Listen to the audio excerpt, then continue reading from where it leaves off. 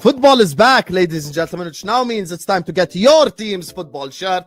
But I'm not trying to pay £120 for a football shirt. I'm just saying. But I have found the solution for myself and for you, the lovely audience of the Don Husam channel, with your own coupon promo code. And this is the solution, ladies and gentlemen. All you've got to do is just go to okjersey.com. As you guys can see, all the options are there. Of course, I'm a Liverpool fan, you guys already know. And then this is the shirt. Look how amazing it looks. I'm just going to go pick my size. And then after that, I'm going to choose the Premier League patch. And listen, I'm too old to be putting any player names on the back. So I'm just going to get it as it is. I'm going to click add to cart, view cart. And this is the same thing that you guys do on any website. You proceed to check out. You fill in all your information. And then after that, coupon code Husam. When you click this coupon code, you get a 8% discount. Enjoy shopping, guys. Bismillah ar-Rahman ar-Rahim. Hello everyone and welcome back to the channel. Welcome to another stream, ladies and gentlemen. We're here. We don't hide, win, lose or draw. You get me? Unlike certain fans of certain fan bases, but we're not going to go there. Make sure guys are liking the video. Make sure guys are subscribing to the channel if you're ready to do so. Big up to every single one of you guys. Please hit the like button. Please subscribe. Keep getting stuck in the chat. Keep getting involved. You get me? We're here. And yeah, big up, man. Big up to everyone locked in. Thank you guys for joining me. Make sure guys check out our sponsors. OK Jersey. Use code Husam for 8% off. You get me? I got my second order. I'm trying to hook you guys up with something else as well. So we're cooking, guys. We're cooking. Anyway, how are we, guys? You guys good? Yeah. Look at this mafia boss over here. Look at him. Sunglasses. Working with a girl really changed you. I realized this. You're right. It really changed. It brought out all your shamelessness. Where's the real Martin, huh? This ain't the real Martin. Martin, Also looking like the leader of the Sopranos and shit. I can't see a fucking thing with that, man.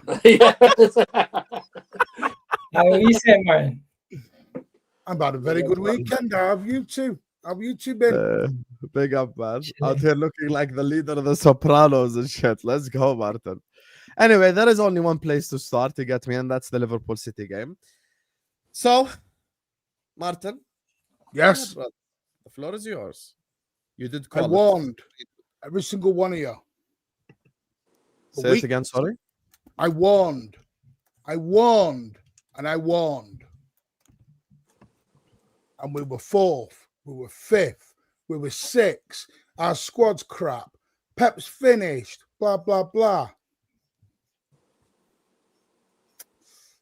And whoopsie, we turned up. And my boys are back. The big blue shark is in that water. He's smelling some blood. Liverpool, bang, out.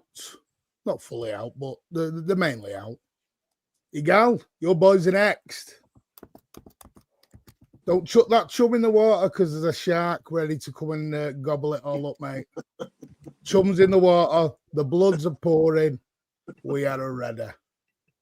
No, in all seriousness, it was a best performance of the whole season. We were phenomenal.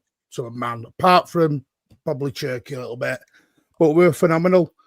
Pep lured Slot into a trap, and Slot literally took the bait and a big old chomp out of it. Jeremy Doku, wow. You owe him an apology before anything. You know, there was a death on Sunday. Conor Bradley's career died Sunday. Died. It just died. It was over. Nico Gonzalez, brilliant. Phil Foden in that deep line 8 role. Wow. And yeah, we scored 3 goals and the big man only got 1 of them. I think the last 3 games we've scored 10 goals. 3 of them are Haaland, the rest of the squad. So that's Igal's 30 down the toilet. See you later, mate. What happens when there's no Haaland? Because we're all scoring now. We're all assisting. No, in all seriousness, we've got to carry it on now. We've got to carry it on and we've got to go to Newcastle and do something. It means nothing if we go to Newcastle and chuck it away now. You've got to carry it on. Arsenal are a very, very good team. You've got to put it on them. and may the best team win now. It's still early. It's still only November. 81 points to play for. No one's going to get 107, 108 points. There are going to be points dropped. It's just going to be intriguing who can capitalize on what going forward. But I'm over the moon. I'm over the moon. The best atmosphere in the Etihad for a very long time. Just great. Florian Wirtz, Husam, I'll let you speak about him because he was non-existent. Again. I thought Slot picked the wrong team. That's just my opinion. And I thought Pep picked the right team. He picked the exact same team. Do you know what really surprised me is you were trying to press us. You did exactly what Bournemouth did for some weird reason. I don't know why. And you fell into it. And I think for the third game on the bounce, we had less possession. Not by much, but we had less possession. It's becoming a theme now. I'm over the moon with it. We're tracking back as a team. We're defending as a team. We've only conceded 8 goals all season now. Top goal scorers. Got to keep it going. Simple as.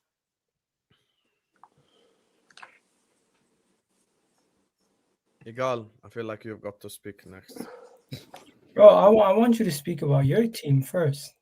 No, you have to speak first. And then I will talk after. Andrew, do you want to go before me?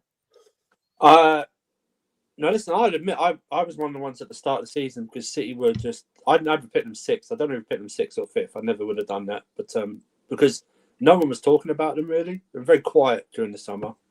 They'd only played one pre-season game, I think, since finishing the Club World Cup and start of the season.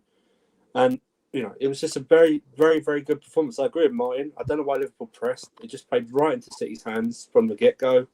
It was...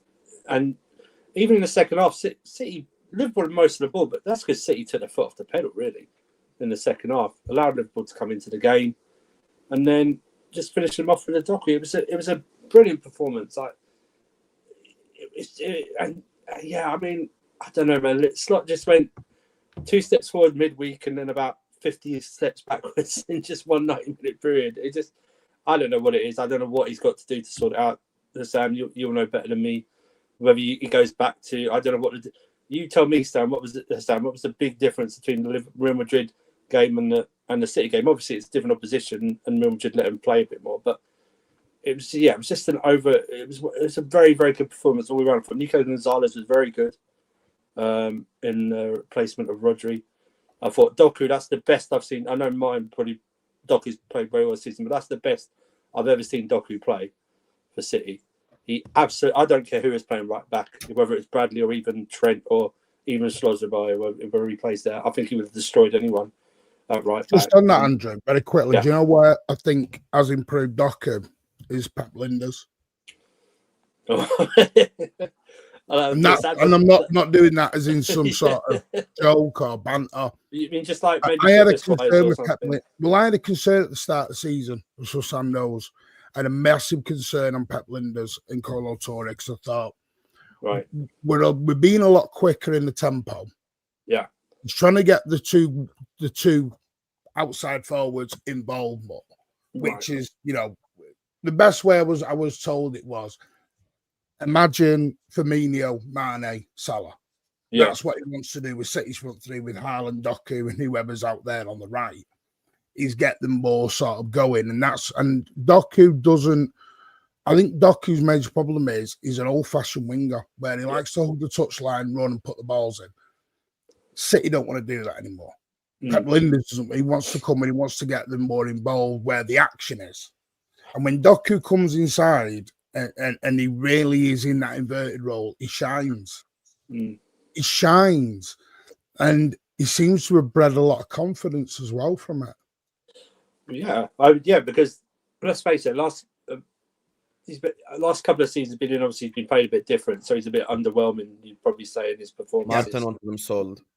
You know, well, I think that's fair because if you give a player 2 years and you're not seeing a lot, then I think that's fair for any fan to say he's okay to sell him. But he's really adapted to it. It's now you've got to find the right side, whether that's Savinho or whoever it is on their right hand side to do the same. But he was just unplayable. I mean, it was just I mean, Haaland. That's probably one. I don't. You probably ask Haaland now. He probably doesn't even. Probably not even seen the ball that he scored on Sunday. But he scored in. He missed the penalty. He didn't give up. Even he's playing different. That was his quietest game for weeks. The way he's playing though is different. The way this is different. Haaland. The way he's linking up. The way he's just laying off. The way he makes his runs as well. It's totally different, and that's scary. When he's like 25 and everything like that, and he's adapted his game. He's changed his game. It's just scary, and It was full of City, from the start. But they're just going to be fascinating to see. What they must do, Martin, is not have like an Aston Villa result. Do you know what I mean? Like you said, it's like follow up.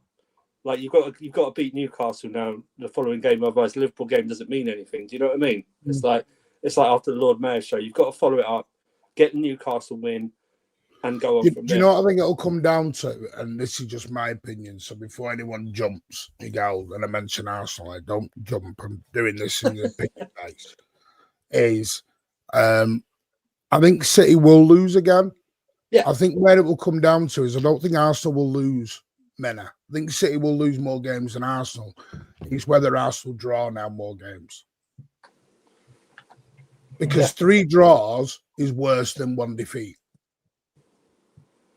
And that's what people forget sometimes. They think, oh, great, drawing's good.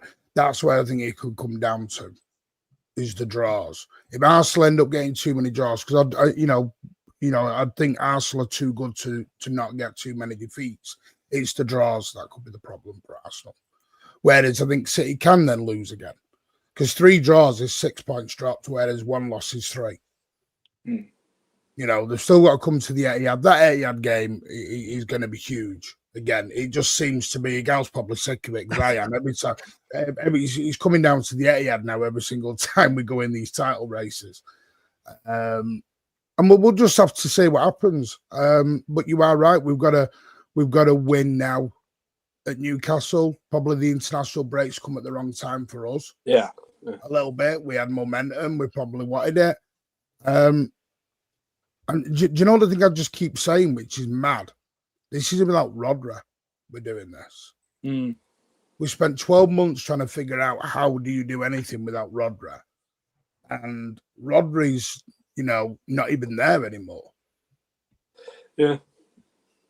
I think that's been... And there is now a genuine debate on it, guys, of do you drop Nico G?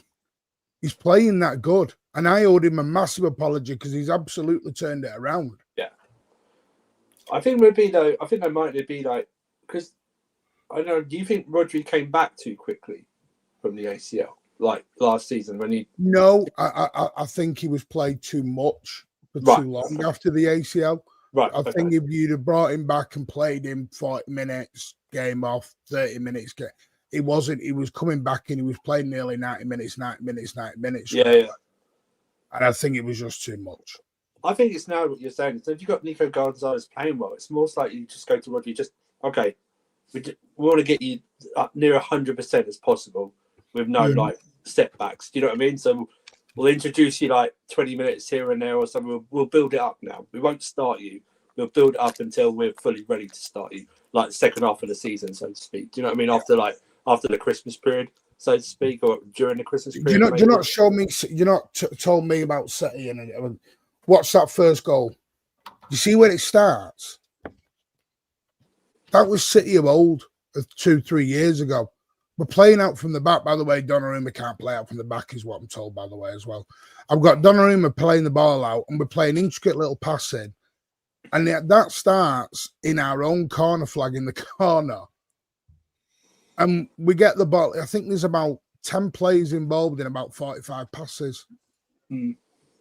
I've not seen us do that in a long time. And it was with pace and it was with quickness. And that's where I think Phil Foden is shining in this deeper role now. Yeah, he may not be getting the G&A, but he's properly influencing the games now at the moment, Phil Foden. Chicken wing, that's what Martin himself said as well after the third game, when he said we keep getting... Yeah, no, and like I said, because I thought... Himself said it. He couldn't adapt to it. Yeah, no, and I was wrong. I didn't think he could adapt. That's fine, but guess what? Who was also wrong? German chicken wing, so he can hold that. Anyway, Igal, go ahead. Donnarumma has revolutionized City's team, and I underestimated how much one signing could make a difference. Honestly, you guys look so much better defensively. You look so much better overall. Everyone has waxed lyrical about Doku. That was his best performance in a City shirt. It was a team win, not an individual carrying you like over some of the other games over the past couple of weeks. So fair play.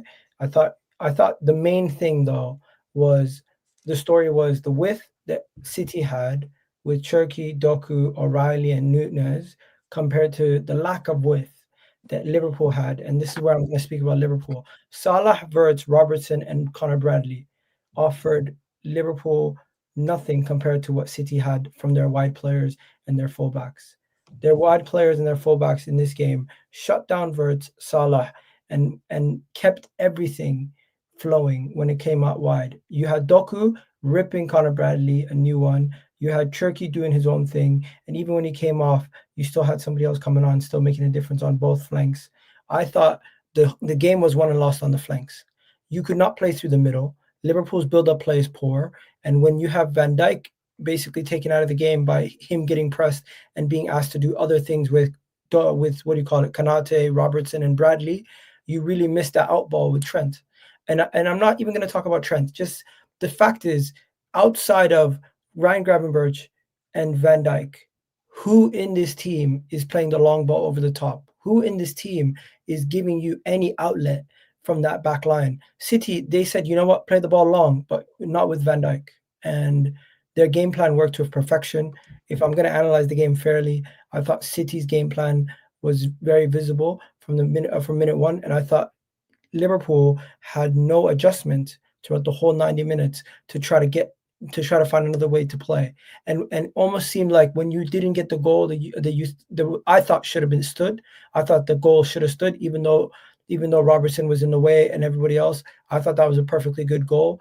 I think the PGMOL kind of done themselves in because they didn't follow their own rules on ruling out that goal. There were strict guidelines on what causes a goal to be ruled out, and that doesn't fall along any of the guidelines. They're kind of speaking about blurred lines now, so I don't think that was a fair decision. But it kind of seems like that dropped your players' heads, and then you go and concede right away, and the game almost seems like it's done and buried. From there, you go and concede a wonder goal from Doku. Fair play to Doku. Doku had himself a good game, and the whole City team had a good game. But one thing that I think we have to look at from this whole game is say to ourselves, City have different ways to play, where Liverpool looked inept of any decision-making in that final third or any way to get to the ball to the final third. I don't know how many touches some of your key players had in the box, let alone how many times your key players came back and even helped out when Doku had the ball or when Bernardo had the ball out wide or whoever had the ball out wide. My main concern with Liverpool is they look a shell of their former self, and it's really down to the lack of creativity, the lack of defensive awareness, and the overall lack of build-up play from beginning to end. Your midfield can't get the ball at times. Your defenders outside of Van Dijk don't know what they're doing. And Mo Salah, he was literally bandaging everything together last season at times. He can't do it anymore by himself. And your new signing, Verts and Ekitike, they're left out to dry with the manager's ideas. I think this is all on Arne Slot. And it gets to a point where how many more games could Arne Slot have these kind of poor performances before people start saying, you know what, it's not the players. You know what? It's not Salah being greedy and not passing the ball to Verts. It's not this guy being shit. It's not that guy being bad. It's not, oh, we just missed Trent. It gets to a point where you say to yourself, you have Van Dijk, you have Kanate, you have McAllister, who's considered one of the best midfielders. You have Ryan Gravenberch, who's considered one of the best midfielders. You still have one of the best players in the Premier League legend in Mo Salah. You have Szoboszlai, who's been performing as one of your best players and probably one of the most consistent players in your team. Where is all the problems stemming from? All these players don't just become shit overnight. I'm pretty sure any team in the world will take a large majority of those players. I mean, some of them do want some of those players. Right now, Arne Slot, you got to get your act together, or else it's going to be Arne gone. The guy's going to be out of a job, and I don't think he is going to be recoverable if he loses the players' heads. If the players start dropping their heads like they did in that 2-0 down, I don't think it's recoverable. I really do think Liverpool are going to be in a situation where they're a team with patience, but for once, their patience is going to be tested for the first time since friggin' what was the Crystal Palace manager's name that you guys had? I forgot. Glasner. No, not Glasner. The one you had that you wanted sacked. Roy Hodgson. Hodgson. This is Roy. Last time I was manager out was Brendan Rodgers. This is reaching Roy Hodgson levels. Even Brendan Rodgers, at least, was somewhat respectable. Brendan Rodgers hasn't got a job at the moment. That's true. I don't think Roy Hodgson has either, by the way. Does Steven Gerrard have a job either? Honestly, Husam, banter aside. First of all, are you going to admit you were wrong about City? And then we'll speak about Liverpool. I did. I started off my No, to be fair, he did tweet out. I did check. You know me. I did see a gal's tweet the other day. He said City had a problem. I did state. Oh, okay, Gal. Once again, Husam, the thing is, first thing I said in my statement. I feel like I was the only rival fan in the summer who said City will challenge. I feel like I was the only one or something. It's crazy. Yeah, fair. Also, I did start off my statement. I did start off my statement saying I underestimated them slightly, but I still do think this City team is not as good as the City teams over the last couple of years that chase us down. Yeah, and that's fine. That's fine. That's a valid opinion to have. So it's not necessarily You're comparing that to a treble-winning team again. That's not necessarily my main concern right now. My main focus is on Liverpool, a team that spent a record amount of money, has bought in so many key pieces, and a manager who seems like he's completely out of his depth.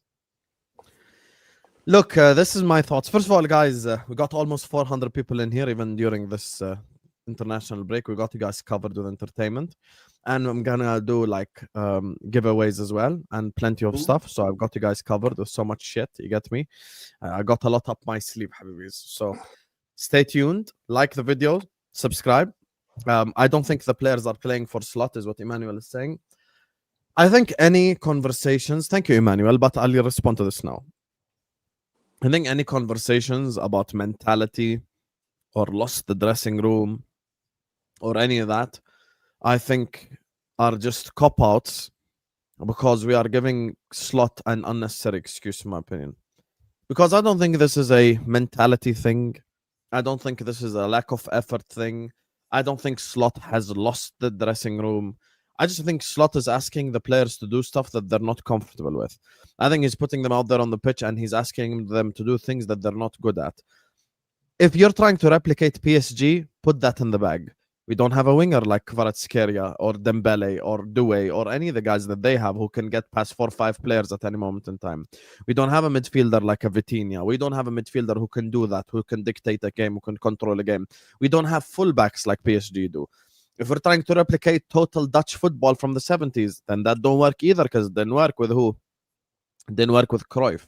It didn't work with Van Basten. It's definitely not going to work with Gakpo and you get whoever the hell. Like, it's just not going to work. You get me? If it didn't work with some of the greatest players ever, it's not going to work with us. My issue is we're just asking players to do stuff that they're not comfortable with. And my issue is actually we are, if anything, like outside the football pitch, we showed arrogance. Very arrogant. Because I don't know why we didn't go to the Etihad and just park the bus. I have to ask this legitimate question now, because like my thing is, why not just go away to the Etihad and basically do what you did against Real Madrid, which is, guys, we're going to go ultra defensive here. Manchester City, you can have the ball. We're going to defend. We're going to protect our team. We're going to protect our goalkeeper. We're going to protect our back four. And in the end of the day, we'll try to counterattack. Instead of putting basically Salah and Ekitike at halfway line and counterattack, we decided we wanted to high press Manchester City, who are the best team in the entirety of the planet besides PSG at playing out from the back. There is one thing that Manchester City players are well drilled in and can do with their eyes closed, it's play out from the back. Why are we high pressing them? We didn't high press Aston Villa. We didn't high press, like, you get me, a football club that can't play out from the back. We high press the team that their bread and butter is playing out from the back. That's the one thing that they do better than anyone else in the whole planet. The only one that can compete with them in terms of that is PSG. So for me, we showed arrogance. I think Slot is asking players to do shit that they're not comfortable with. And I'm glad Igal mentioned it, because, listen, I'm just bored, man. Every single, like, the thing is, yeah, watch this.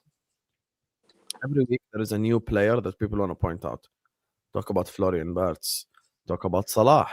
Talk about McAllister. Talk about Gravenberg. Talk about Van Dijk. Yeah, but like, am I supposed to sit up here and blame every single individual? Like, I don't understand. This is just completely illogical. How is it possible that 9-10 players are all ass? Guess what?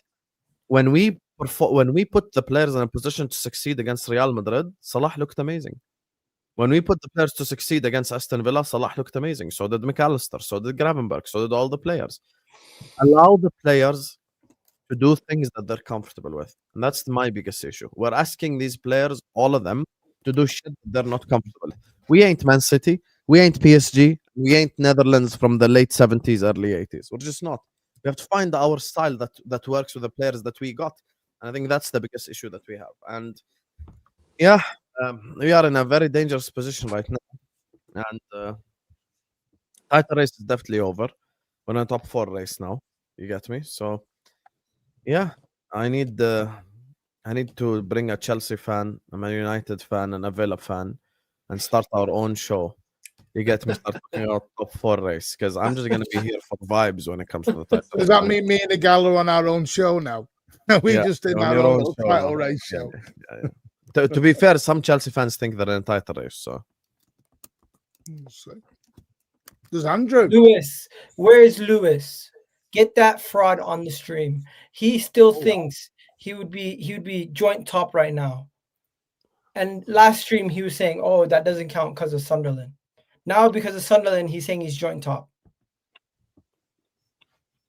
Are you getting a Sunderland fan on as well?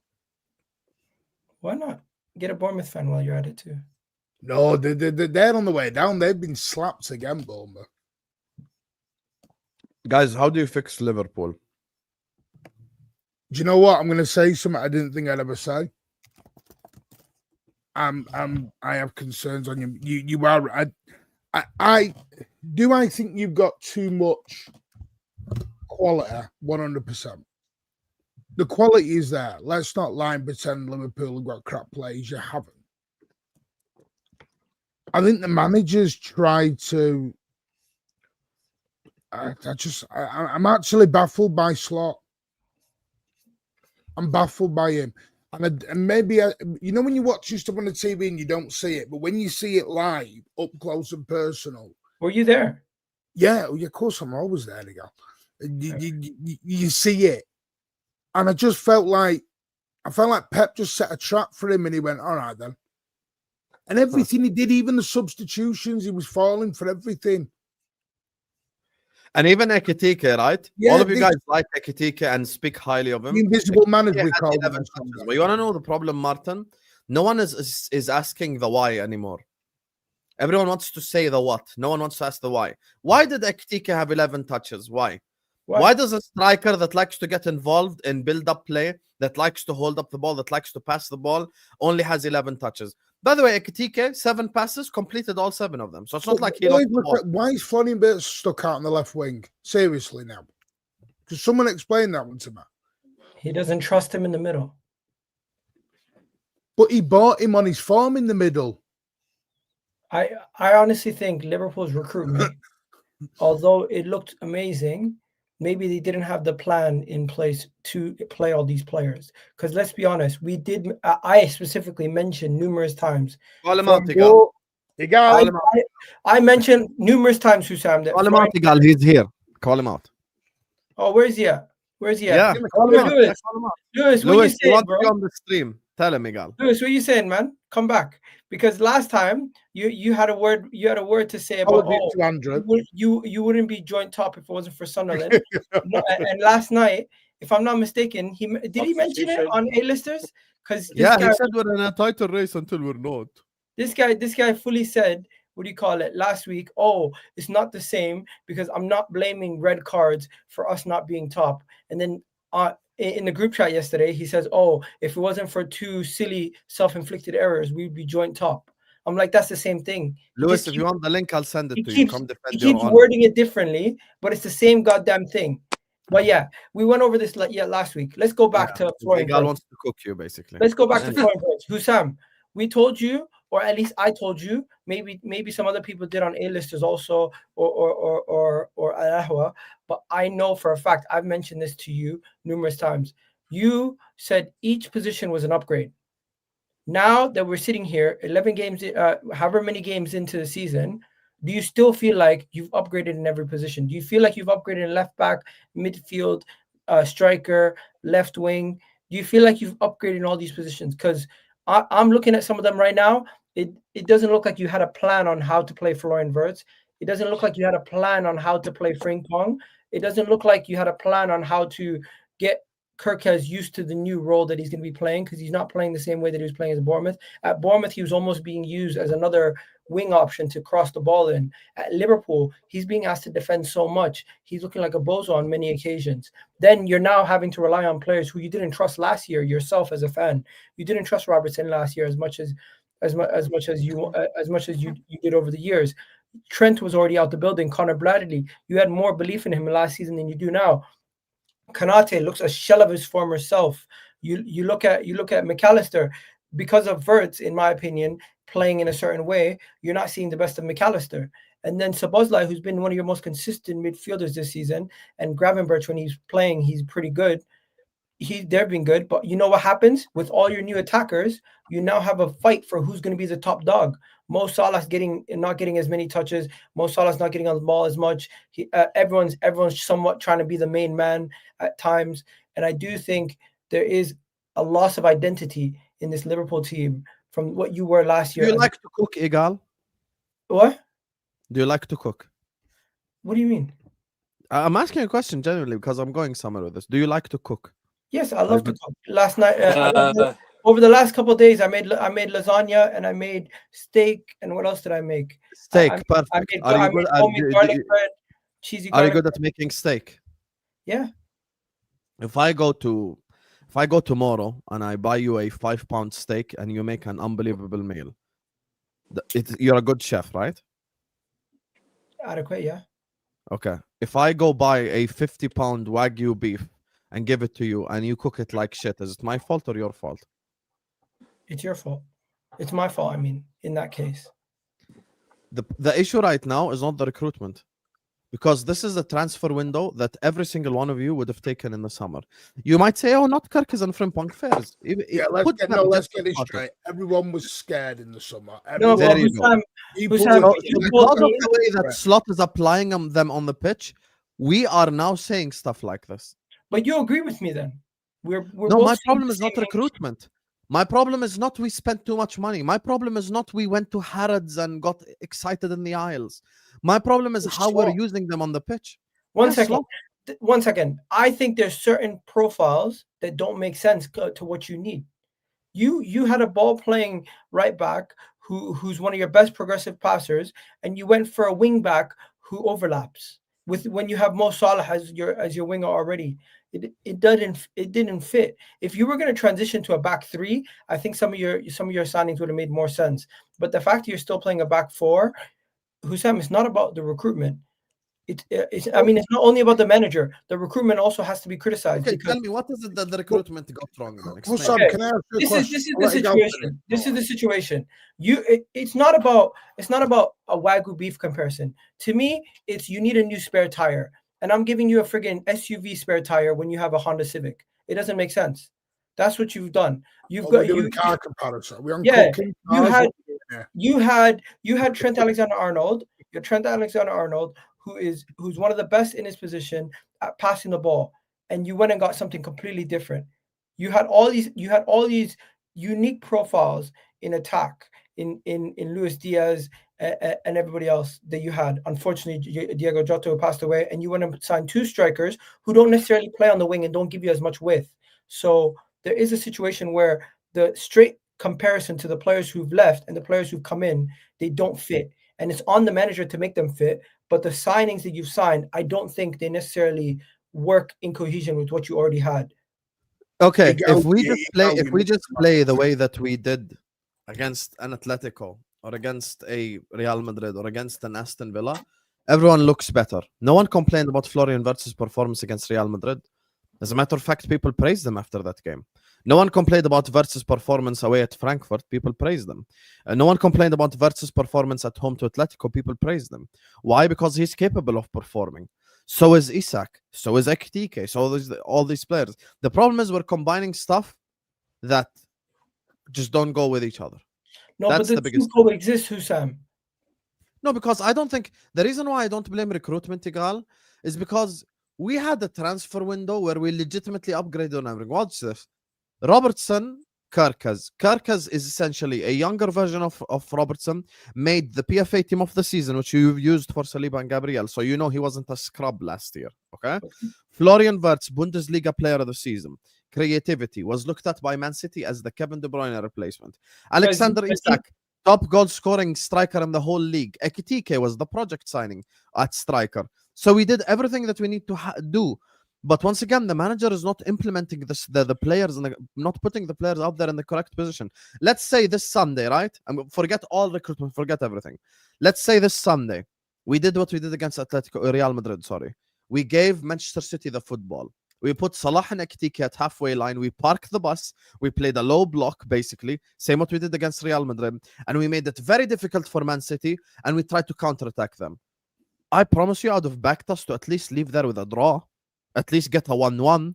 Maybe perhaps get a win if we defended really well. You never know. But we went to Manchester City with the arrogance of thinking that we can high press them. As a matter of fact, forget all this. Liverpool last season, even before this recruitment that you mentioned, we went away to the Etihad last year, played the box midfield, defended all game, and scored 2 goals on the counter-attack. One was from a set piece, the other was from a counter-attack. Literally. I don't even need to use like the crazy examples. Just last season, Slot versus Pep at the Etihad, 2-0 win. 1 goal from a set piece, the other from a counter-attack. We were defensive all game. And we ended up getting the 3 points. We didn't high press Man City last year. We let them pass the ball. The problem is, we decided to high press a Manchester City side that are experts at playing out from the back. What's the point? What's actually the point? You're asking players to do shit that they're uncomfortable with. Now I get it. We want to sit up here and speak about signings and recruitment, but I don't think we got the recruitment wrong. I think we're just implementing them wrong. We signed Karkas because he's an overlapping fullback that goes up and down the pitch and he crosses and he defends, and we're asking him to underlap. So now what? If you wanted an underlapping fullback, sign Ait Nouri. Husam, do you know what worries me? It's time when your fullbacks, your 2 centre-backs really concern me. Kanate does not look like he wants to be there anymore. His body language is so all over the place. And even, do you know what summed it up? That Nico Gonzalez goal. Yeah. Nico Gonzalez had the freedom of the Etihad to fire that shot. And two of your defenders are turning their backs. You were taught as a youngster, you do not turn your back. And I don't think it's just you. I think it's a modern game thing now. I think everyone's got defenders are getting taught to do this stupid, you know, when they cross their legs like they're doing the splits and they turn the body. They all seem to be doing this now for some weird reason, and I don't know why. But they are my major concerns. You know, for me in January, you need to buy a centre back. You need to go and get a proper centre back. Because Kanate just switched Konate, put Mark Gahey. We build up the ball better because he's a better passer. We agree with that. But if we played that style away at the Etihad, we're going to get abused anyway. No, I agree. But you don't have an outlet. Our only outlet was Salah, actually. Our only outlet all game. No, but I'm saying when Van Dijk is getting pressed, Kanate is not able to play the long ball for some reason. He's been stressed. His passing range is terrible. Igal, here's my thing. If we had Maldini next to Van Dijk yesterday, and we played that, bro, here's the thing. Football is a chain of events. And I'm going to say this because people always would like to look at individual moments. Football is a chain of events. The game starts. We high press Manchester City. Okay, so that's root cause error right there. So we high press Manchester City. Manchester City proceed to create chance after chance after chance after counterattack after counterattack after counterattack. Therefore, giving City players momentum. Therefore, giving them belief. Therefore, giving them the feeling that they're going to win this game. Therefore, giving our players the feeling that they want to win this game. Therefore, putting our players in a position where they're going to make mistakes. Therefore, asking Bradley and Robertson to defend plenty of spaces. Therefore, asking our midfield to basically do this all game. Do this all game. Just run up, down. And that leads to eventually City building up pressure and scoring the first goal. And the penalty was a warning, if anything. Mamardashvili saved the penalty. Great. By the way, Mamardashvili is not even at fault for any goal that we conceded. You can't blame him for any of them, literally. Doku, no one saves. Second one was a deflection. First one, I don't even think anyone knew where the goal was going. So let's put Mamardashvili to the side. He saves the penalty. Okay, now let's change the way that we play. By the way, second half, we changed the way that we play. Too late. Too little, too late. And we got destroyed. There you are. This is the issue. So for me, it's a sequence of events. We allowed Manchester City to have all the momentum, all the belief because of our dumbass decisions that we put out there on the football pitch. Yeah, they were great, but we played into their hands. Pep is like, oh, really? You want me to play out from the back? I've been doing this for 10 years, mate. Like, it's just like every single player at Manchester City, if there's one thing they know how to do, it's play out from the back. You want to know what would have been intelligent? Hey, Diaz and Gvardiol, you guys pass the ball to each other 500 times. I don't care. Done. Lay off them. Let them pass the ball to each other as many times as they want. I don't care. Set up in a low block. Don't press the center backs. Intelligence. The problem is we were arrogant and dumb. Stupid, if anything. How many chances did Manchester City have in the first half? How many? How many can you recall where Doku was one-on-one with Bradley? How many can you recall where Matthias Nunes and thingy and what's his name? Who played right wing? And Sherky was one-on-one with Robertson? How many times? How many times? That in itself alone, bro, we could have like legitimately, if City were actually more clinical, we could have been like 3-4 down. In the first half alone. That was the best start we There's made. the reason, Igal, why I didn't say anything about the refereeing decision. Yeah, the goal should have stood, but guess what? We got humiliated. No, it shouldn't, but never mind. Yes, it should. Yes, it should. The goal should have stood, but we got humiliated. Robertson was literally on top of Donnarumma, so don't say he wasn't involved. He didn't. He wasn't in his eyesight. But yes, anyway, he was stood there. See, Husam, I will send you a clip from a different angle. He's literally grabbing his shirt when the corner's taken. You can't say he's not involved. I know, but it's not about when the corner is taken. It's not about when the corner is taken. It's about when the shot has been taken. No, because he's next to him, he's touching him. He's allowed to do that. No, what he's not allowed to do. Fine, but he's still with him. Donnarumma is thinking he's going to get involved. He's not moved fully away. Okay. He is crouching on the right side, on the left side of the keeper. In my humble opinion, that has nothing. In my opinion, it was. Besides the fact that the ball might have hit him if he was standing, he's not really involved in the play. He tries to stay out of it. The reason why they gave it is because they're saying, oh, the action that he's doing affects the play, because if he didn't crouch, it would have hit him. That's really what their logic is, but that's not within the rules. The rules clearly, the rule doesn't say anything about crouching. The rule doesn't say anything about you moving out of the way and the ball hitting you. It says you're impeding the keeper from. I've looked over it. If you want, I can go get the rules. I've looked over it, and because the trouble is with the rule, it's very vague. It's a very vague rule to the point. The reason why I mentioned the refereeing decision is not to debate it, because I said even if the goal would have stood, the way that we played, we end up losing anyway because we got abused. That's my point. I don't want us to have a discussion about the referees because I don't think they had an impact on the game because we were so shit. Yeah. Our first shot on target was in the 78th.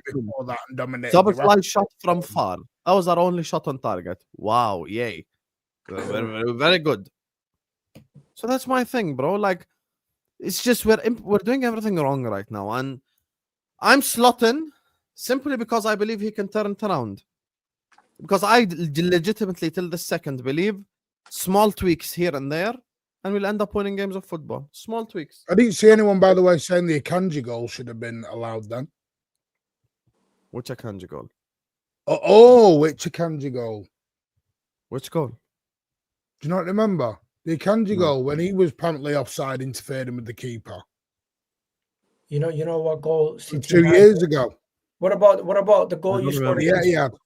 1 second. What about this season? The goal you scored against Wolves? That shouldn't have stood. That was last season. Was it this season or last season? I forget. Last season. And Igal, I actually said it shouldn't have been allowed. Yeah. Because So if I'm they're going to consistent with if it. they're I going to said stay it shouldn't have been consistent, allowed. if they're going to stay consistent, they have to be consistent across the board. Speaking of consistent, by the way, Joker is away at Newcastle. VAR overrules that, but VAR gives Mamardashvili on Haaland. Okay, the difference is Gyökeres, they said that the goalkeeper touched the ball. In this case, the goalkeeper didn't touch the ball. We know it ain't a penalty. But anyway, that's beside the point now. We deserve to lose. It's not, referee has nothing to do with it. If that was the only decision, it would be different. But we completely deserve to lose that game. City were Did you have any goal scoring opportunities that you thought were close that you could have scored? Salah's chance, but we were 3-0 down. So even if he scores that, Do you understand? Liverpool we'd fans, have made it 3-1. Vamos. Liverpool fans are upset that he didn't score the ball once again. Silver linings. Listen, man. Any Liverpool everyone here fan agree blaming Liverpool are any up the title race referee, now? sorry, any Liverpool fan blaming the PGMO or the referee, whoever, you're not looking at the game. You got beat by the better team. City dominated you. End of, move on. No, I agree with that. The only thing that they I bring can up, disagree with the decision and still say that City deserve to win. the only thing that they bring up is the Michael Oliver thing. It is strange that Michael Oliver keeps getting these weird decisions. Michael Oliver is a prick, but anyway, everyone here agree that Liverpool are out the title race. Yeah, you're out. I don't think you're fully out, but I think you Bro, just it's going to be a miracle to get you back. Do Manchester United are Manchester United in the title race? No, they're below Manchester United. You have 1 goal difference. I'm out of the title You got race. 17 goals conceded. Well, you've never been more out. Yeah, we're out of the title race. You'd have to go on an historic run. You know what you can do though? Second half of the season, you can put on a Champions League run. Hey, you win the Champions League, it usurps everything. That's your like main chance of glory. Because let's be honest, if you guys win the FA Cup, it's still a failure of a season. Who gives a fuck? Fucking FA Cup. Spent 500 million to win an FA Cup. Well, anyway, if we can't win it, if we can't win it, I am not a cuck for Manchester City. Good luck to Arsenal. Anyway, there we go. There we go. Fan we all know and love. Thank we you. go. Back to 23, 24. With all due respect, Arsenal are not my rivals. Igal is very annoying. So are the Arsenal fans in the chat. But I do not build my argument based on who is annoying. I hate football clubs. I do not like fans as fans, whatever. You get me? You know what? I've noticed you all thought when Pep was finished and City were finished, oh, it was irrelevant. You didn't now City are sort of back in the fray. It's we fucking hate them again. Get him out. The referees are corrupt. Everything's back on the table again now for City. I hate Man United the most. Everton second, Chelsea third, and fourth Man City. That's it. That's my order. Arsenal for me, I look at them as Spurs. The only difference is they have an annoying fan base. That's it. By the way, the good thing is for us is if they win the league this summer, there's World Cup. So within 2 weeks we forget.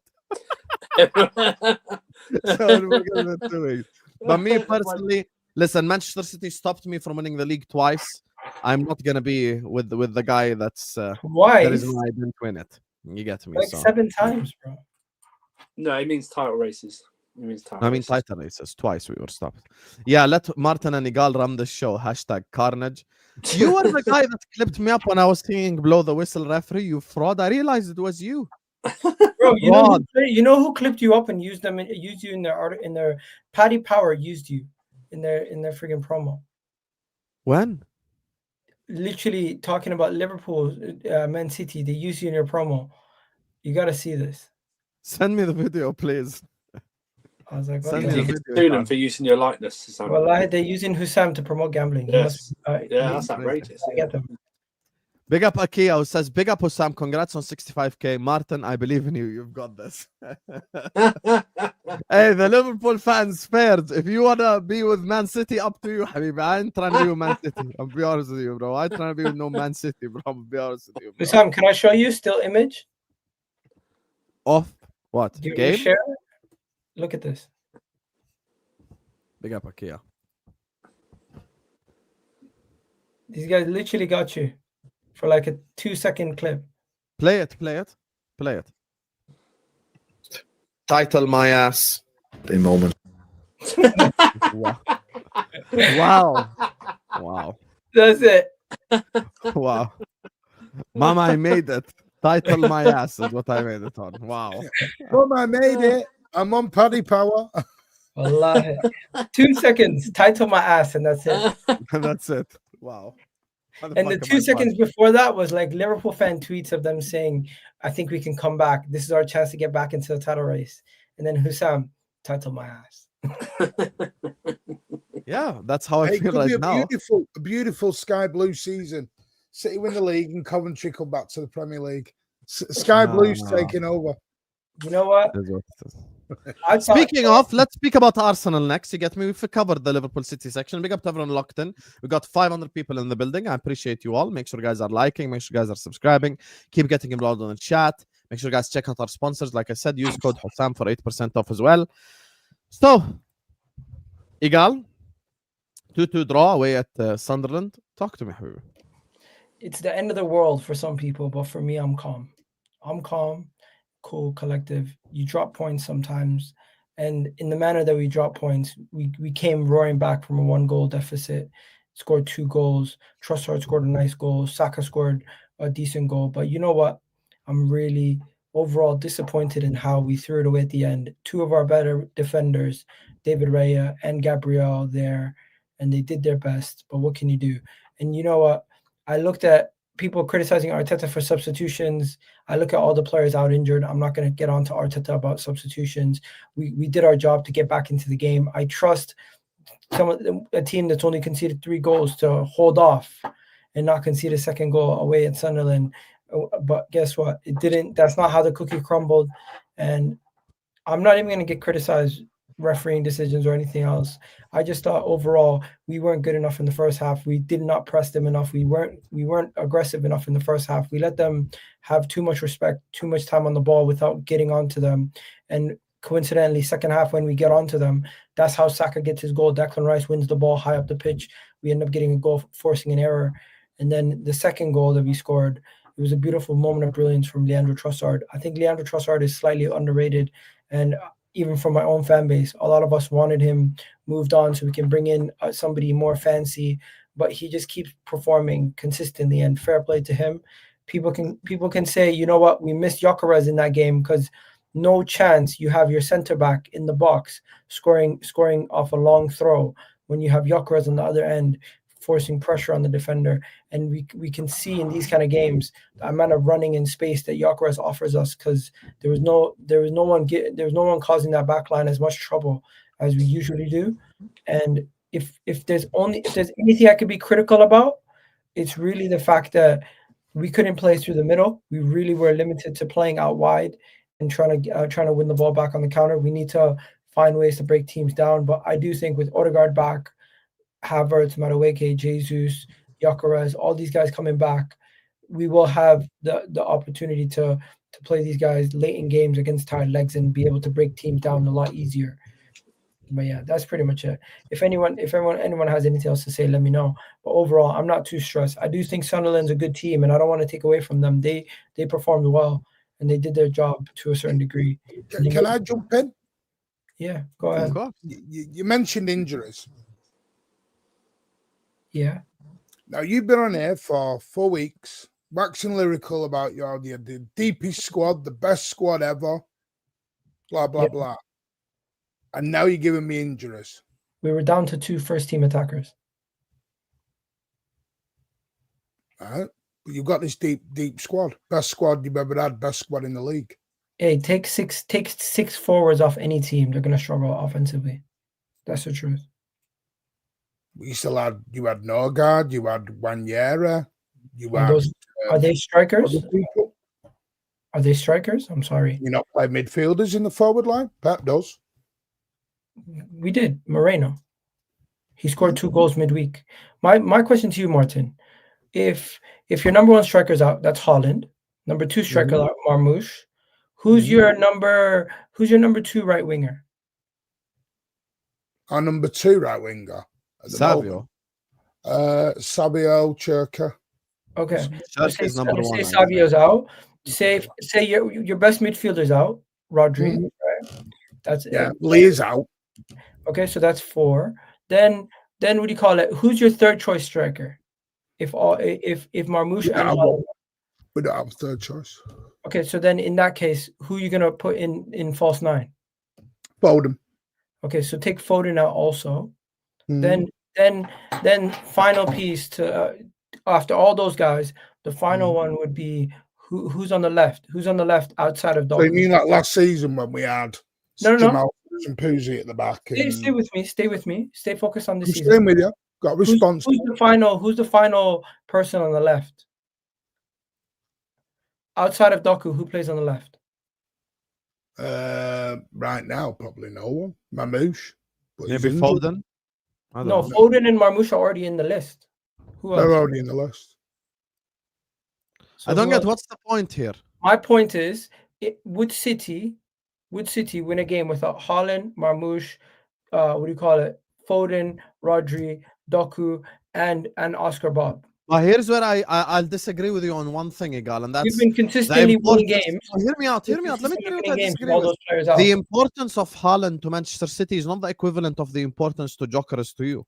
Saka was Odegaard's out. I'm not denying you've got him. For me, Haaland being out is the equivalent of like Gabriel or Saliba being out. Saka and Odegaard have been out. Saliba's missed Odegaard is like didn't have a good season last year. My point is, I'm simply speaking about the fact that we're still top by what? Saka, you had Eze. We're still top by 4 points. We're still top by 4 points. But you keep doing a Arsenal squad prop, so now it's time to use this. Guess what? We have. And my point is, this game specifically, it got to a point where we've been wearing thin. We've been fighting storms all season, and it got to a point where even with all that, we were in a situation where we should have came out of it with the win, and we didn't. But guess what? It gets to a point where you do have to look at yourself and say to yourself, fair play. You've been weathering the storm all season with all these injuries, and you're still... No. But my point is, this is where you saying you had a massive squad, a deep squad, and you were to cover injuries. Yes. You've now got the injuries, and now you're saying you can't cover them. Excuse me. We've had injuries from the beginning, Martin. Everyone has. I've not complained once, and I'm not complaining now. I'm just simply stating to you guys, it gets to a point where when you look at your bench and you say to yourself, you don't have many first-team attackers anymore, it is a situation where you are wore thin. It takes, I just gave you an example, take 6 attackers out of any team in world football. It's going to be weak. Yeah, but I actually think you attacked really well, funnily enough. You didn't defend well, funny enough. And I do think... relate. I actually think that was your best offensive performance. Trossard was unbelievable. You created a lot of chances, in my opinion. I think he played Saka through for the goal. Like, for me, like in open play, you actually were very good in open play in that game. So I don't think it was a problem of offense for you at all. I think it was a problem of, first of all, the set piece defending, which is something that you expect Arsenal to do really well. You couldn't defend the first set piece because I don't know what the hell, you were all over the place there. Declan Rice, because the same way I call out Caicedo, I have to call out Declan Rice. Declan Rice had a bad game, in my opinion. And Declan Rice had a good game. It was Gabriel who had a bad game. No, I think that Rice had a bad game. And Gabriel, the first goal and the second goal, basically. For me, the second goal, I'm sorry, people are scapegoating David Raya. I think that's all Gabriel. Gabriel has to deal with that. I'm sorry. And Gabriel, the funny part is, Gabriel is asking for VAR. Habibi, you're the one holding Broby's shirt. Yeah, it would have been a penalty. If the VAR checked it, it's penalty to Sunderland. What are you doing, bro? Gabriel is doing this to Broby, and he's like, VAR. Bro, what are you asking VAR for? He's saying high boot. He's saying high boot, but that's irrelevant. High boot, he didn't realize Raya was the one that kicked him. Listen, I'm not even going to get it sucked into the referee bullshit. I'm just simply saying, if we have Gyökeres out there, you're not going to have your defender in the other box. I don't think having Gyökeres out there would have made a difference because, in my opinion, Moreno actually was good. Hold up the ball. His pass. Good. Okay, I can reverse on you. He did not give us any. He did not give us any win. Hear me out. The pass that Moreno played for Saka, there is no evidence to suggest that Gyökeres makes that pass right now. Gyökeres made that pass twice in the last game. Saka missed. That was way too much open space compared to the Sunderland game. Don't be disingenuous. Bro, The that was Moreno the same I pass. don't know if you rated that Moreno performance or not, but the pass to Saka was really good in tight spaces. Gyökeres in the last game created 3 chances, and I'm not gonna lie to you. If you actually go watch those games back, he gave Saka the same ball twice that Moreno gave to him in this game. But when it comes to overall performance, the reason why I was more attacking is because we were chasing the game, Husam. We haven't been chasing the game in too many games this season. And my point just was simply not to say this is why we drew, but to say, you know what, credit to the team. They continue to perform at this level, are still currently Martin is stopping himself from getting rattled. I don't know why. Every time Igal is speaking about Arsenal, Martin is rattled, bro. Martin, why are you rattled? I'm not rattled at all. You are. I'm very composed and happy this week. How do you feel about Arsenal right now? I don't feel about them. Yes. They're still a good team. They've dropped. Like I said to this earlier on, I think Arsenal's issue will be too many draws.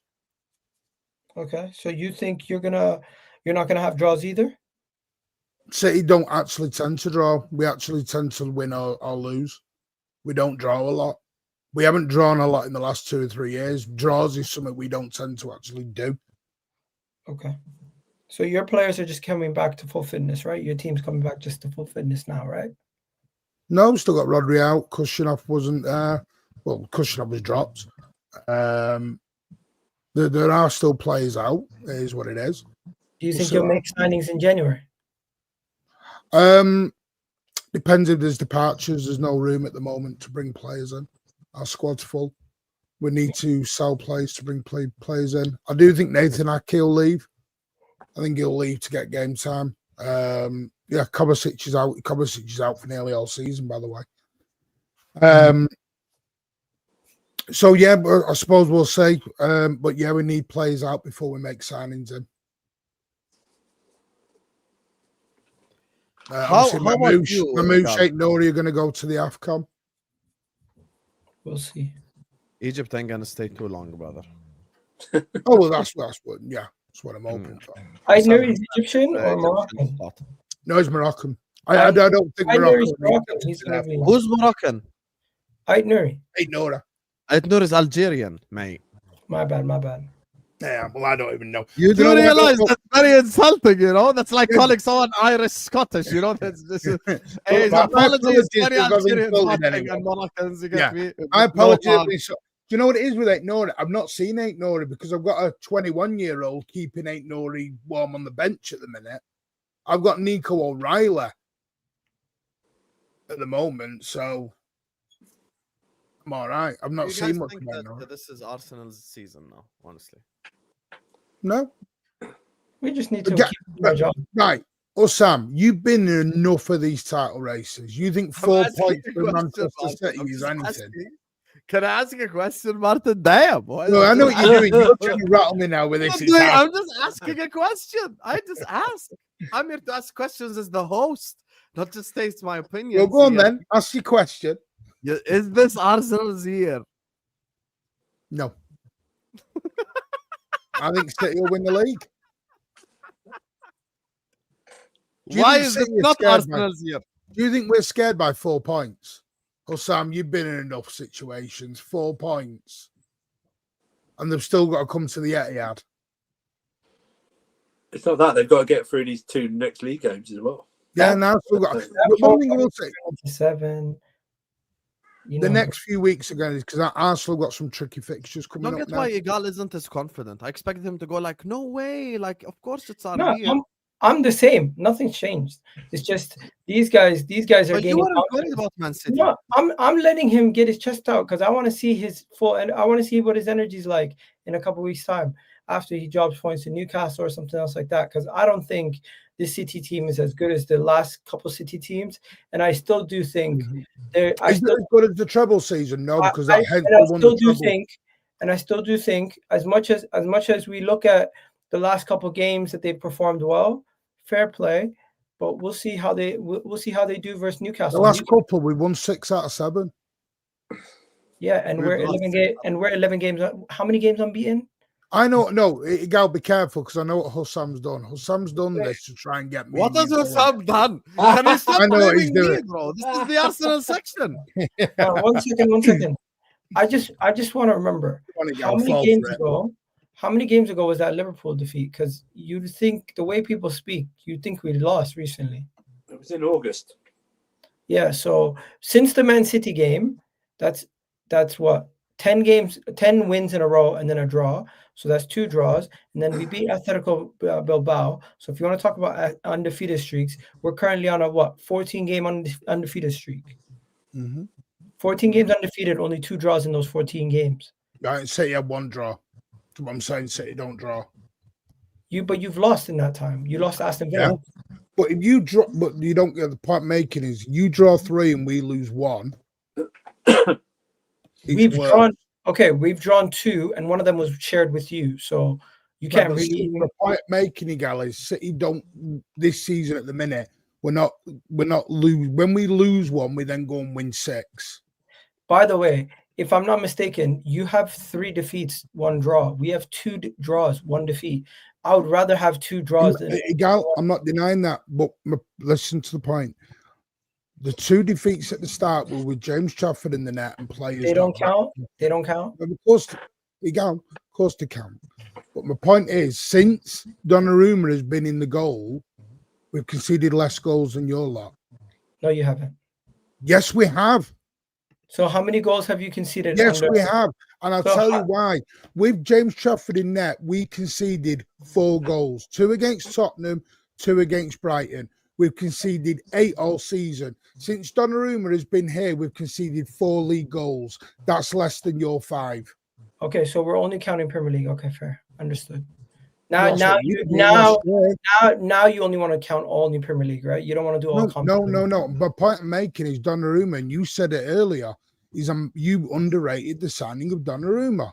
No, I underrated the impact. Yes. So there you go. Since Donnarumma has been here, we are not conceding a lot of goals anymore. End of. I don't know if that's true, but still. You conceded 4 goals, Igal. You can say don't think it's true or whatever you want. I'm giving you facts.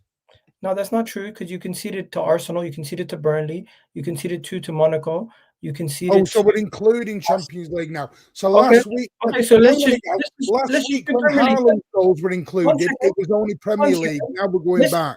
Okay, let's just do Premier League then, because I still think you've not got your numbers right. You conceded 1 to Arsenal, that's 1. You conceded 2 to Burnley, that's 2. You conceded 3, you conceded 1 to Aston Villa. That's conceded 1 to Burnley. Don't add goals in. What? You did concede 1 to Burnley. Yeah, you said 2. No, I counted Aston Villa. Does Aston Villa not count? Right. He came in, made his debut against United. Yeah. Okay. Let me do it. Let me finish. Arsenal versus Man City 1-1. Burnley, they scored 1. Aston Villa, they scored 1. Right? That's 3 Premier League games. Then you got Bournemouth. That's another goal. And 4. So you conceded 4 goals. So I was right. Fair play. You conceded 4 goals in how many games? So I was right. I was actually right. Yeah, I'll give it to you. You're right. I do go to the games, you know. Yeah, I do go to the games. I thought you conceded 5. My apologies.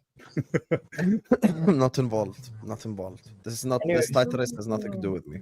You know what? Yes, I did. I don't think City have clicked into gear yet. I don't think Arsenal have clicked into gear yet. We'll see what both teams are when they're at full throttle.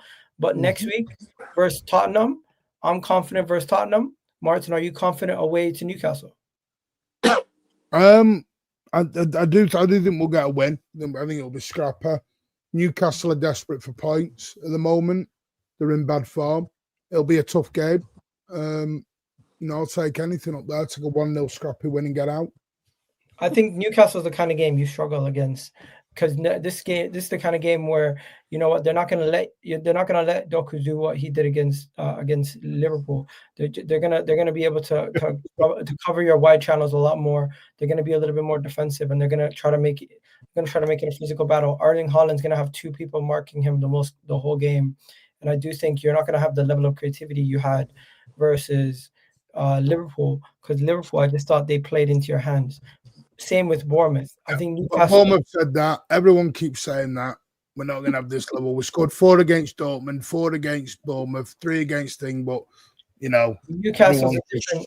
Newcastle away is a different beast, bro. I'll be real. You being at home versus Dortmund and Liverpool is not the same as you facing Newcastle at St. James's Park.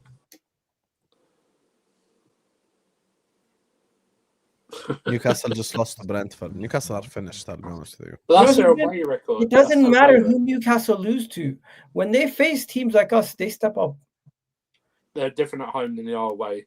It's like Spurs home and they're different away than home. Spurs are actually better away from home this season. It's weird. Yeah, and Newcastle are better at home. Newcastle have only won 4 away games the entire year in the league. Yeah. Sorry, I can't relate. We own Newcastle. That's fine. No, that's fine. Yeah. Big up to Football Social TV says, yes, I did. And you're in another one now with Craig. Why are you clipping me up singing? I'm being vulnerable to the chat, and you take it and use it. By the way, he's now starting about our fixtures. You've got Tottenham, Chelsea, and Bayern Munich coming up. Bayern Munich is not in the Premier League, number one. Number two.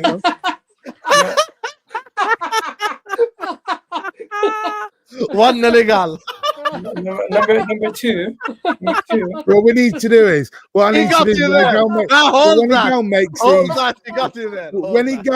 these things, I need to know whether the Premier League or all comps, because we flip flop from either weekend. Hold that, Martin. Hold that. You got it. Yeah, Martin, Bayern is not in the Premier League. You've got Tottenham and Chelsea.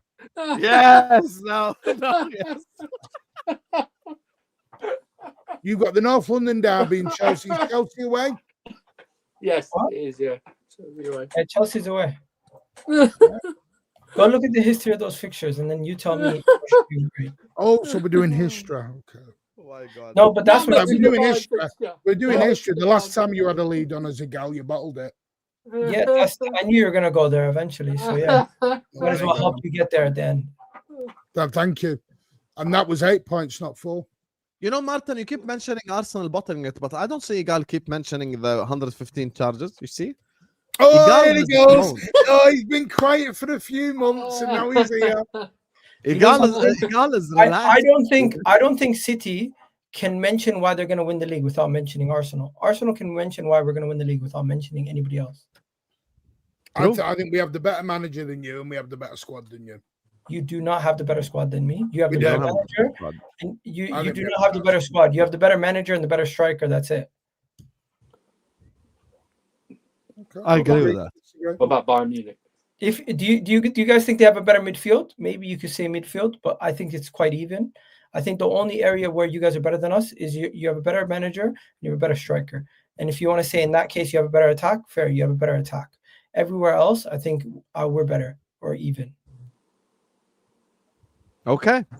Let me just grab these supers before we move on and talk about Chelsea. Yes, I did, and you're another one now with Craig. Fraud. Since the start of the season, Arsenal have conceded 5 goals, is what Football Social TV is saying. This is true, and this is in all comps. And since Donnarumma has come in, they've conceded 7 goals or 6 goals in all comps. All comps or Prem only, God? Which one are we doing? No, because Prem only they've conceded 4, but if you do all comps, we've conceded 5. They've conceded how many? 6, 7. 6, 7. I don't know. Big up to you. Social TV. No, I just found out what that was.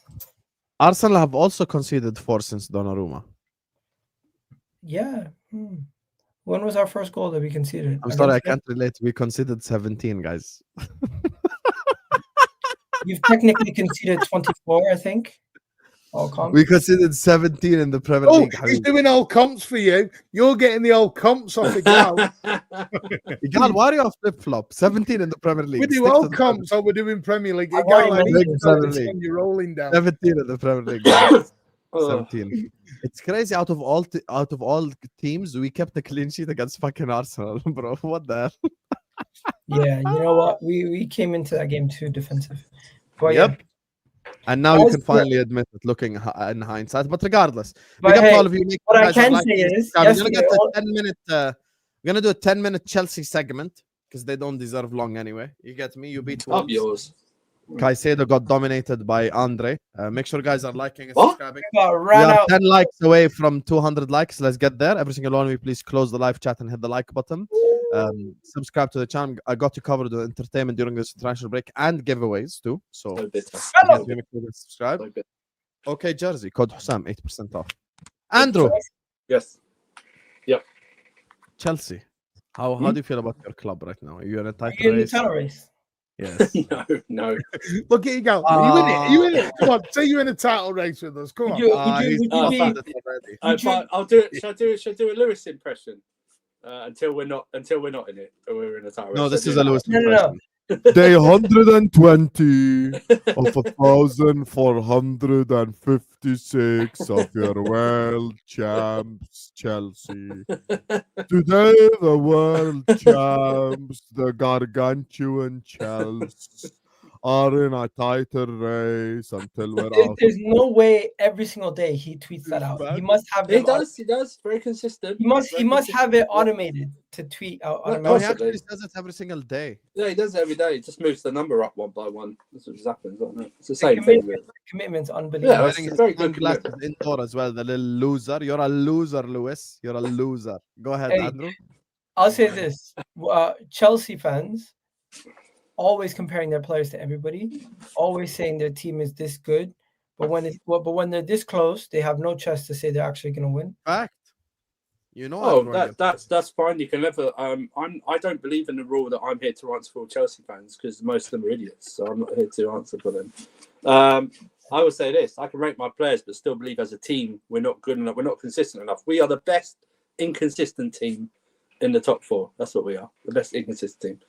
I think Chelsea is really good, and I think you would beat a title race if you're fit. To be fair, If we what? yeah, I think if your players were fit and available, No, I don't see. No, I don't know because I don't think so because I don't really rate our defenders as a whole, as like the central defenders. I think there's too many mistakes there. Robert Sanchez, to be fair, has been very consistent, good recently, but there's still that in the back of my mind that he will have that one moment where it will just cost us and stuff like that. And I'm still like I'm not like Maresca out or anything like that, but I still got sometimes he is still making some mistakes, everything like that. But it was a good performance Saturday. It was against Wolves. We should have beat them. I didn't have no fear about beating Wolves. It was a good performance, and we're up there in third. 20 points. Everyone's talking about the Barcelona and Arsenal game coming up after the international break. I'm just focused on trying to beat Burnley. Just trying to beat Burnley. Because that's the teams we usually struggle against. I know we'll get up for the Barcelona and the Arsenal games because we always do. We always get up for the bigger games, no matter what the result is. We always get up for them. But these games against Burnley, and I was fearful a bit of Wolves because we usually play down to the level. Man. Fearful of Wolves. No, As fearful bad of as Wolves. we are, even I ain't fearful of Wolves. Have you seen the team that they put out there? You didn't let me finish. I said Andrew, Joao Gomez, and the rest is all ass. Have some shame. I know. Let me finish. That team belongs in League One. Carry on. Okay.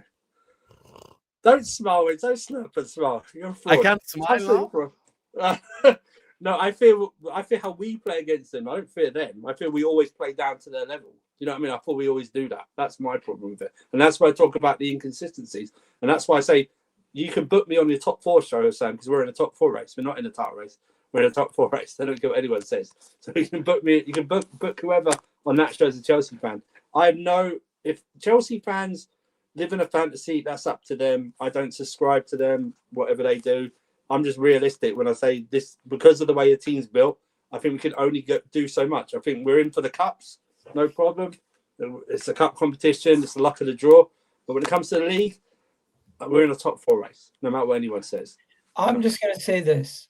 Chelsea have two good fullbacks. They got a really good midfield.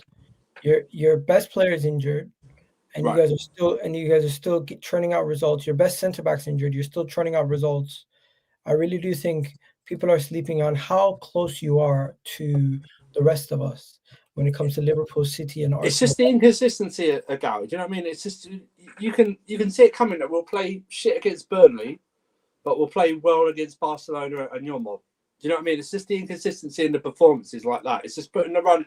It's putting the run together. That's what it is, of like good performances with the results. Like we had this week. We had a good performance against Spurs, shit against Karabag, and good against Wolves. Do you know what I mean? It's just.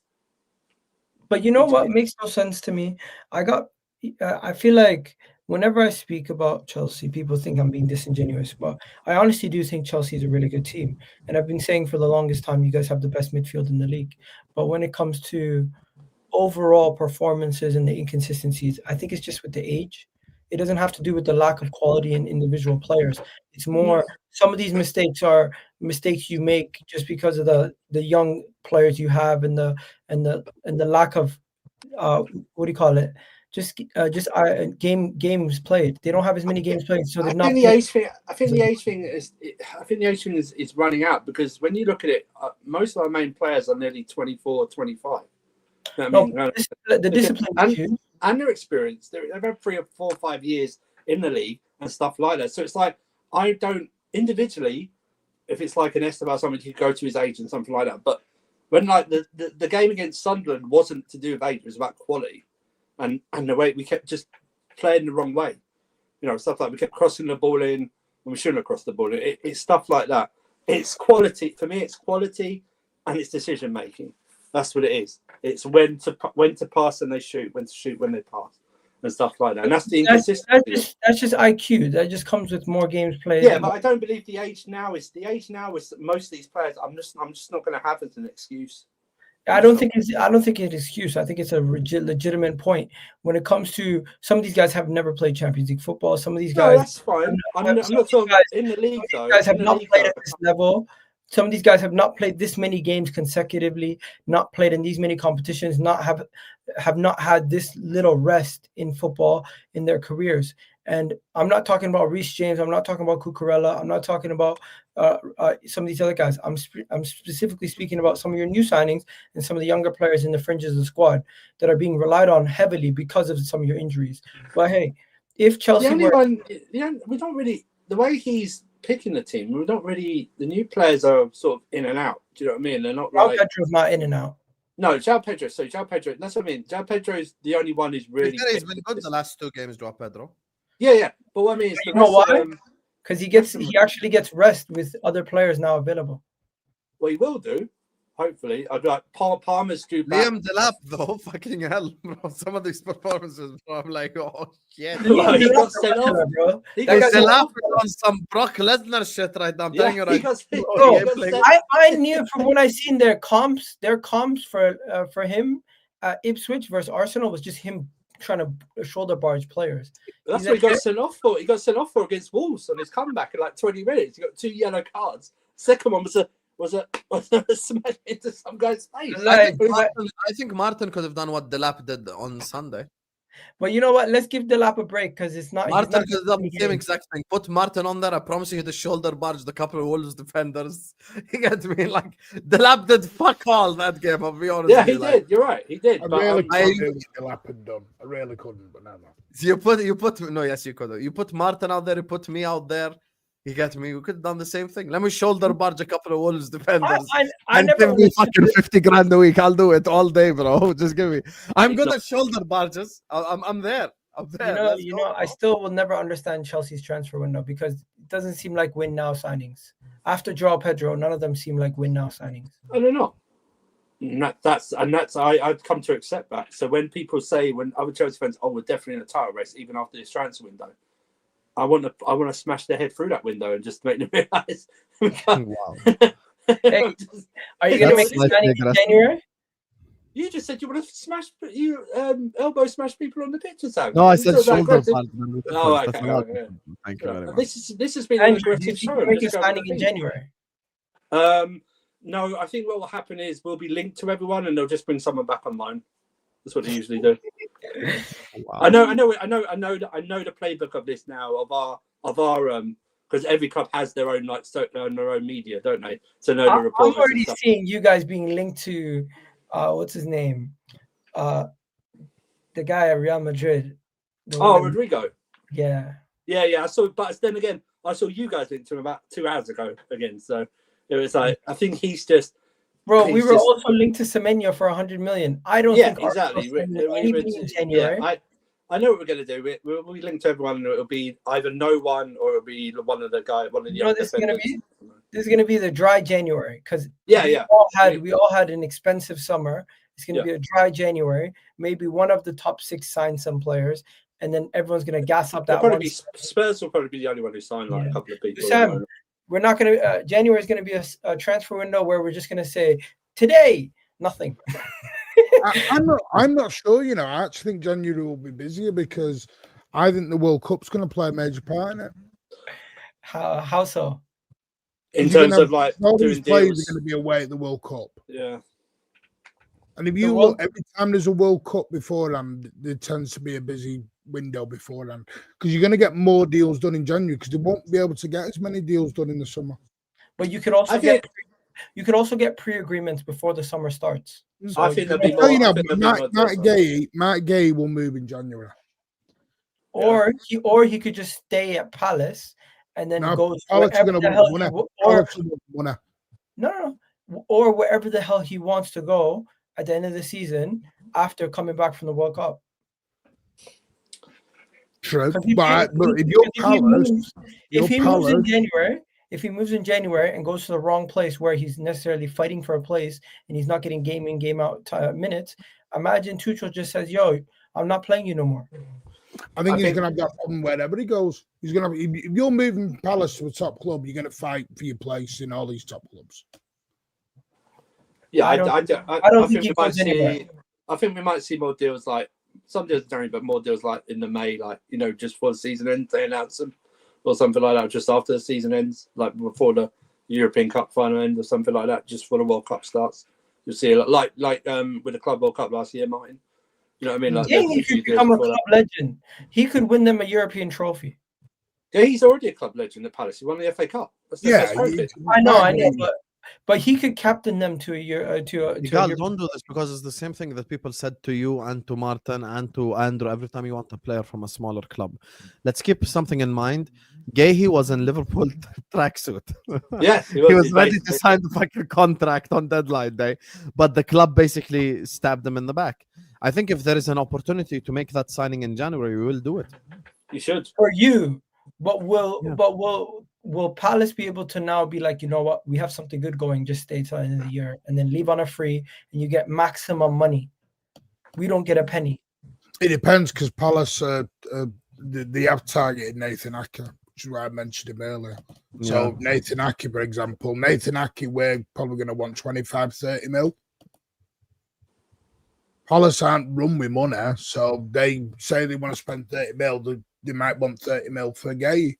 They're not going to get the full market value for Matt Gay. I think they know that 6 months before that. Yeah, by the way, the fact that they waited until January will probably minimize another 10 million, I'd say. Yeah, so but if you think about it, there are deals that will thing, because the problem is you've got players. 20 million makes a difference to Crystal Palace, make no mistake. Well, exactly, but you've got a player. There are going to be players, Igal, who are sat on a bench right now who want to go to the World Cup. And this is their last chance to cement any type of opportunity to go to America or Canada or wherever they're going to be playing. They're going to have to do it. So someone like Nathan Ake is going to have to move. No, one second. There's difference. For Nathan Ake, for some of these guys on the fringes that are not getting much game time, I get it, right? But I'm thinking our club signing players that are squad depth that are coming into our team. I don't think we're going to make as many of those signings.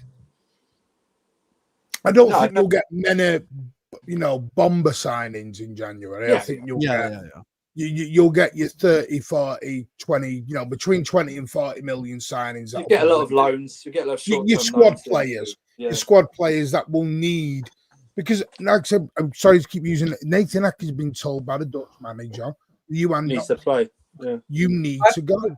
I think I'll give you the perfect example. I think Tottenham could bring in like Ivan Toney and he could try to force his way into the England team. That's probably I'm going to go on a limb here. Someone like a James Trafford who sat on the City bench. He wants to go to England. Is he going to want to go and have a loan move somewhere? Was that a mistake, you guys signing him? No, Yes. it was just an opportunity came It up. was, and we it took was. it. Martin, you have to admit it was a I mistake. don't think it was a mistake City to sign him. I think it was a mistake. It's I don't, hindsight now. I don't call 17 million's never a mistake. It's 17. He was 30, bro. No, it was 17 because it was already within the deal. It was 17. The money that they owed you was within the deal, but it was overall the package was 30. Overall, it was 17 million. Is what the Oh, money this is the old Cubs competition again. Because they still owe you money, you're now saying it's less. Well, it is because they owed us the money, so we take it off. Okay, on your books it's 31 million. Where's my Here we go. calculator? Well, look at Igal now being a bloody financial expert. It's not financial aspect, it's just straightforward. We don't sit here Overall, and it say, was 17 with the money they owed us. bro, let's not do this.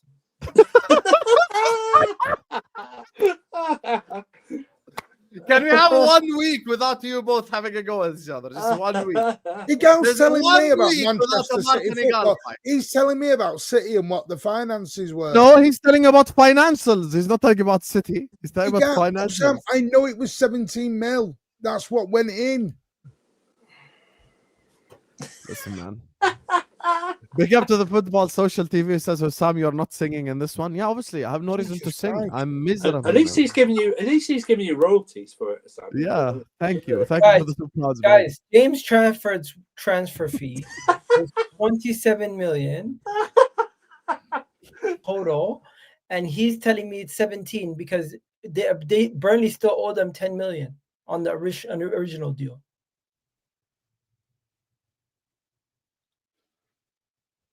Oh, we're back to just me and you again.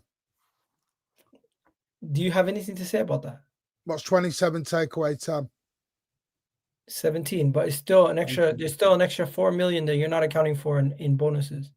Well, have you seen the books? No, I'm looking at the transfer fee from Sky Sports. Oh, from Sky Sports. The fact you're still using Sky Sports as any kind of source just tells where you're at. So Martin, you're more reliable Using than Sky Sports as a so you're more reliable than Sky Sports. Are move you? on, Miguel. Move on, Miguel. Why? Because you got caught out. Caught out? Why? Because you're Haven't been sitting caught here. out. You're sitting here. Yo, you like these little gotcha moments. No. You think you know a lot about Manchester City, and you don't. No, I don't know as much about Man City as you do. But one thing I do know is you're trying to downplay the signing fee. Why am I trying to downplay it? The reason why you're trying to downplay it, because he's now sitting on the bench. I'm not asked. No, you are not asked enough to try to downplay the signing because you know he's sitting on the bench. Like what? I've got one of the best. Anyway, guys, one of we're gonna wrap up this best goalie in the world. You just said he's going to need to leave to get game time. Yes, that's all I said. Yeah, because you know you made a mistake signing him for 31 million. Let me bring my calculator. You're making a nothing argument out of nothing. What we're doing here? No, what you're doing is the same thing that I was criticizing Husam for earlier in the season. You guys are trying to, anywhere you can. He wants to be fair about the whole Bart's money and everything. Anywhere you can, you're trying to. It's a pet peeve of mine when people sit here and say, you know what, Florian Wirtz only cost 90-something million pounds or whatever he was saying, and then you got people sitting here criticizing Chelsea and Arsenal for the exact fee plus transfer fee plus what do you call it, bonuses. But when it comes to you, it's like, you know what, forget about the bonuses, forget about the transfer fee, take an extra 10 million off that bitch because they owe us money. And we're take 10 million off that bitch. What are we doing here? Is this like the gang? Is this the gangster podcast now? That's how I talk, bro. Allow it. Anyways, guys, we're gonna wrap up the stream. Go now. Make sure you guys are liking this bitch, subscribing to this bitch, sharing this bitch everywhere. You got me. Like, share, and subscribe to this bitch. This is another alien moment. This is the alien moment. He's not world class. You tell him, bro. I'm from Toronto. That's what I'm from. One second. That's not even to all these bitches on the channel. Let's go. That's not even a Toronto accent, man. No. It's not even a strong Toronto. accent at all. Toronto. Big up to the Football Social TV who says, to be fair, City don't show their books to anyone on the system. No, we don't. No, we don't, because we're corrupt. 115 charges, mate. Hold that. Hold that. Hey, if this comes out in the next 2 weeks and I'm doing my 24-hour stream, you better be ready. You want to know something? Brother, You are No, going to get fuck what the verdict like is. kicking You're up. guilty in my eyes. Guess Shut what? the Guess fuck what? up. Guess what? Anyway. We don't care.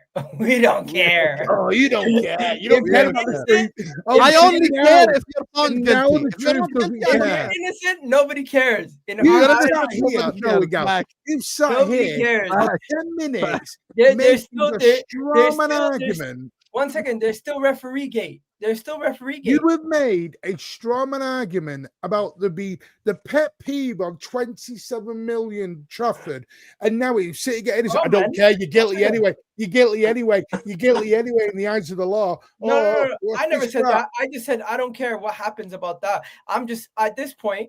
I just want to win the league. I don't give a shit what you do this year. I don't care. I I don't hope you care if do you're win the guilty league. or if you're I not hope guilty. you do win the league. Win the league. Enjoy yourself. I'll play underdog again. Off you go. Let's get it. Underdog with the best striker and the best manager. I don't think so. Anyways, we are the favorites though. Arsenal are still the favorites. Everyone agrees? Yes. Yes. Arsenal are favorites. I'm the Martin, underdog. you agree? Underdog. Yeah. You want to be doesn't agree underdog? because when he first started speaking, he was like, "The sharks smell blood. Don't get into the water, Egal." Wait, he's changing classes. Martin Soprano is back in the building, bitch. You got me so. Still can't see jack shit. with All that. right, let's get it. You know the Ah, funniest thing is, the Sopranos leader, bitch. You got me. Let's Manny go. Soprano. Manny Yes. Soprano right there. Martin Soprano. Listen, bitch. Egal. Let's go. Listen, Egal, my bitch. You are going to be sitting bitch Yes. by me. I can't see a fucking thing with it, man. okay, chill. I'm chill gonna out. end. No, I'm gonna end. This is doing too much right Yo, now. 1 second. No, You we're guys- out of you here. guys- We're out of You here. guys watch We're out of Matrix? here. We're out You guys of here. watch Matrix? Yes, yeah. No, I'm done. Make sure you guys are Because I'm liking. make sure you guys finished. are You know, I'm subscribing. done. Yeah, we're 1 done second. with 1 this. second. What's that We're character done. on Matrix? It's got a bitch Hey, quota. Mancunian Way is in the Let's go. description. Egal Talks Football in the description. Andrew is just the hoe of YouTube, so casual FC Oh, is where you can what a find great him. host you are. By the way, I'm trying to get to 8K. Yo, 1 second, Please 1 second, 1 support the second. Put the Mancunian glasses way. We're back trying to on. get to Put 8K. the glasses back on. I gotta say something. Put the glasses back on. I beg. Well, for God's sake, you hurt my eyes here, Egal.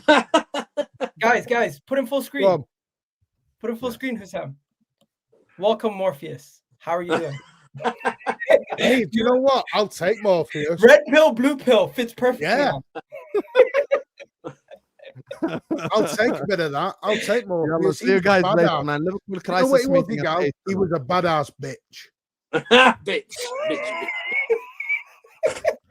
Egal made Martin break character, man. I'm out, man. See you guys later. See you, bitches.